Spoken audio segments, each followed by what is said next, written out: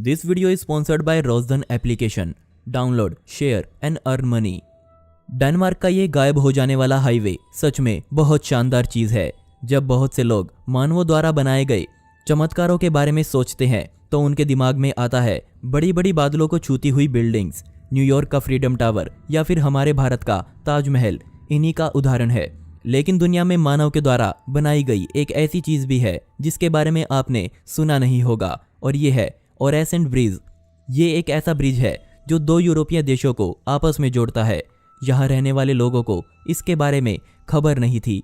उनका सफ़र इस ब्रिज पर कैसा होने वाला था, और जब ये बनकर तैयार हुआ तो पूरी दुनिया ने इसे एक चमत्कार माना। वीडियो देखो, एक्टिव रहो और कमाओ घर बैठे बैठे।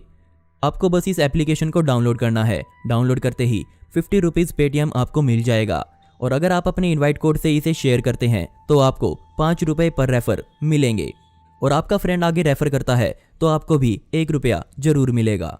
लिंक डिस्क्रिप्शन में है। असल में इसे बनाने का आइडिया सबसे पहले 1930 में आया। स्वीडिश और डेनिश दोनों सरकारें कुछ ऐसा काम करना चाहती थी जिसे लोग असंभव कहते हैं। वो इन दोनों देशों को आपस में जोड़ना चाहते थे, जिससे दोनों देशों के लोग एक दूसरे से मिल सकें, और इन्हें मिलाने का सबसे बढ़िया तरीका था एक ब्रिज बनाया जाए। सबसे पहले इस ब्रिज को बनाने के लिए सही जगह ढूंढी गई। स्वीडन का माल्मो शहर और डेनमार्क का कोपनहेगन शहर को आपस में जोड़ना तय किया गया। इन्हें इसलिए तय किया गया क्योंकि ये दोनों देशों के सबसे बड़े और महत्वपूर्ण क्षेत्र माने जाते हैं। लेकिन अभी कुछ और चीज़ें थी जो इस प्रोजेक्ट को थोड़ा मुश्किल करने वाली थी। सबसे पहली मुश्किल थी 5 मील का उफनता हुआ समुद्र, जिसमें हर समय बर्फ बहती रहती है और पानी भी बहुत गहरा था।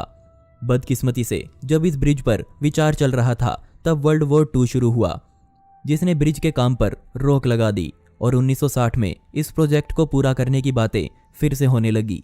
लेकिन पहले दोनों तय किए गए शहरों पर इस बार सहमति नहीं बनी, और फाइनली 1991 में दोनों सरकारें पहले वाले दोनों शहरों को जोड़ने के लिए राजी हो गई, और एक इंजीनियरिंग ग्रुप COWI को इसे बनाने का टेंडर दिया गया।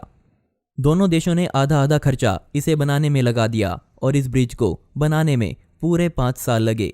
एक बार तो इसे आतंकियों ने बम से उड़ाने के लिए 16 जिंदा टाइम बम इस पर फिट कर दिए थे, लेकिन समय रहते उन बमों पर कर्मचारियों की नज़र पड़ गई।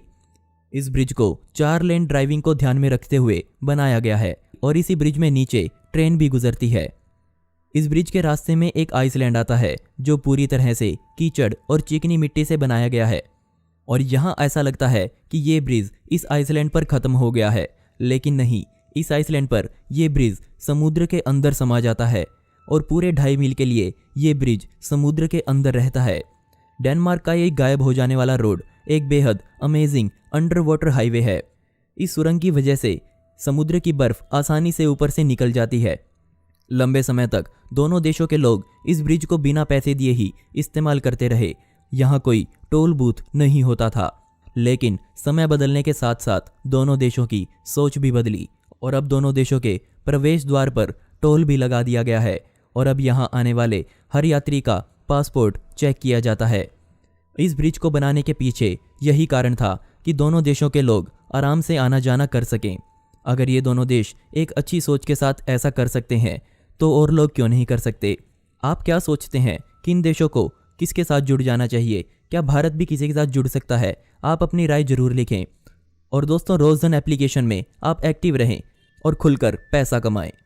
ऐसी ही इंटरेस्टिंग वीडियोस देखने के लिए मिस्टीरियस दुनिया को अभी सब्सक्राइब करें। मिलते हैं अगले वीडियो में।